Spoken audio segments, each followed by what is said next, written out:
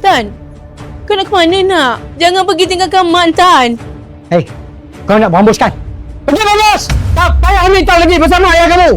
Mati kah? Hidup kah? Kau nak mampus kan? Dah. Keluar dari sini.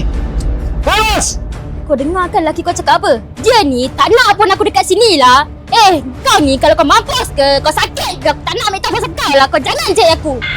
Aku ni haramkan apa yang aku bagi dekat kau selama ni. Kau faham? Kau faham tak?